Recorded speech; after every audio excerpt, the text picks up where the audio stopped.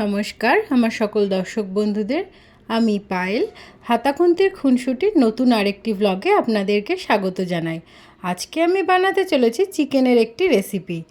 এই রেসিপিটি বানানোর জন্য আমি নিয়েছিলাম চিকেন, আর চিকেনের মধ্যে অ্যাড করে দিয়েছিলাম হাফ চামচ মতো হলুদ গুঁড়ো, 2 চামচ মতো লঙ্কার গুঁড়ো,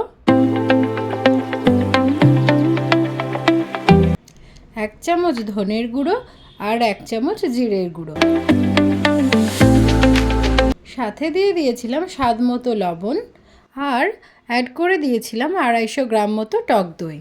সাথে দিয়ে দিয়েছিলাম 2 চামচ মতো আদা রসুন বাটা। এই চিকেনটার মধ্যে আর একটা জিনিসও অ্যাড করতে হবে, যেটা অ্যাড করতে হবে সেটা আমি এখন বানিয়ে নিচ্ছি।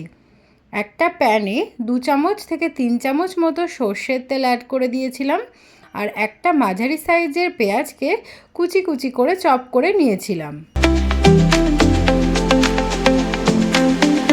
ঠিক ভিডিওতে যেমনভাবে দেখিয়েছি এমনভাবেই পেঁয়াজটাকে আমি চপ করে নিয়েছিলাম। তারপরে প্যানের তেলটা গরম হয়ে গেলে তার মধ্যে অ্যাড করে দিয়েছিলাম পেঁয়াজ কুচিগুলো। পেঁয়াজটাকে অ্যাকচুয়ালি বেরেস্তা বানিয়ে নিতে হবে, মানে এই রকম লাল লাল করে ভেজে নিতে হবে। পেঁয়াজটা এরকমভাবে ভাজা হয়ে গেলে সেই পেঁয়াজটা আমি ওই বাটির মধ্যে থেকে তুলে নিয়ে চিকেনটা যে রেখেছিলাম সেই চিকেনের মধ্যে অ্যাড করে দিলাম। তারপরে এই সমস্ত উপকরণগুলোকে চিকেনের সাথে ভালো করে নেড়ে চেড়ে মিশিয়ে নিয়ে এটাকে ম্যারিনেশনের জন্য রেখে দিতে হবে 1 ঘন্টা মতো।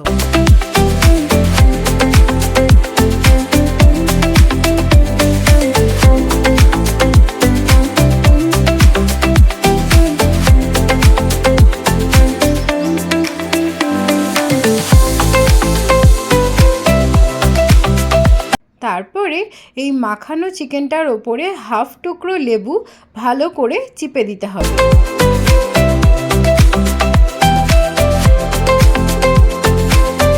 লেবুর রসটা অ্যাড করার পরে চিকেনটাকে আবারও একটু নাড়িয়ে চাড়িয়ে মেখে দিন, যাতে লেবুর রসটা সমস্ত চিকেনটাতে অ্যাড হয়ে যায়।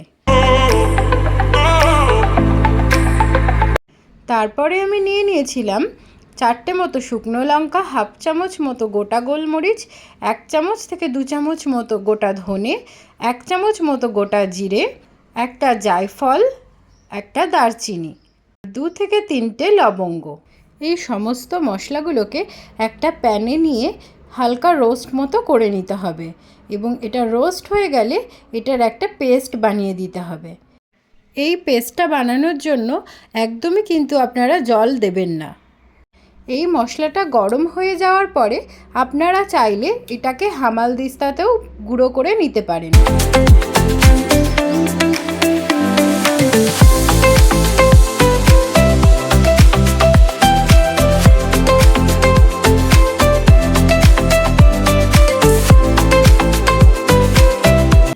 তারপরে মাংসটা কুক করার জন্য আমি সবার প্রথমে কড়াইতে 2 থেকে 3 চামচ মতো সর্ষের তেল দিয়ে দিয়েছিলাম, আর একটা মাঝারি সাইজের পেঁয়াজকে এই রকমভাবে চপ করে নিয়েছিলাম। সেই পেঁয়াজটাকে ওই তেলের মধ্যে অ্যাড করে দিলাম, সাথে অ্যাড করে দিলাম 2টো তেজপাতা।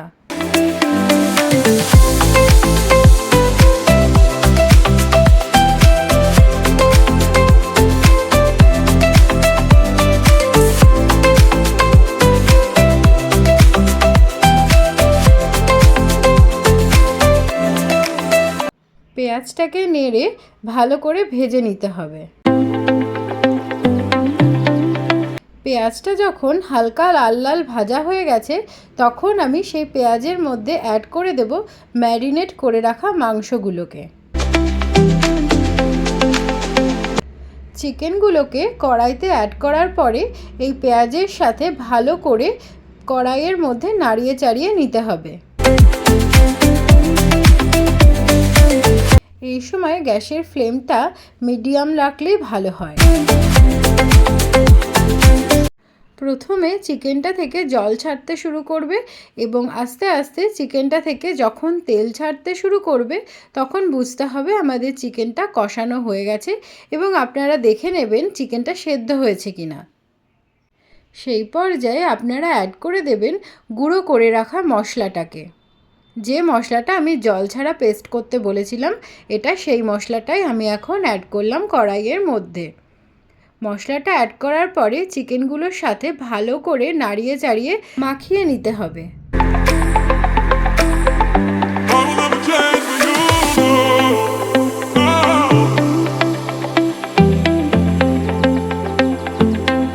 এই পর্যায়ে যখন দেখবেন চিকেনটা কড়াইয়ের মধ্যে লেগে লেগে যাচ্ছে, অর্থাৎ কষানো হয়ে গেছে, তখন আমি এর মধ্যে অ্যাড করে দেব 2 চামচ মতো জল। বেশি জল দেওয়ার প্রয়োজন নেই, তা কারণ এটা গ্রেভি হবে খেতে।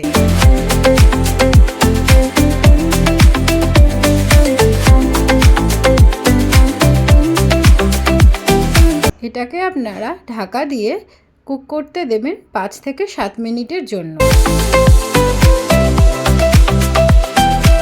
5 থেকে 7 মিনিট পরে এই ঢাকনাটাকে খুলে দিয়ে চিকেনটাকে ভালো করে একটু নাড়িয়ে দিতে হবে।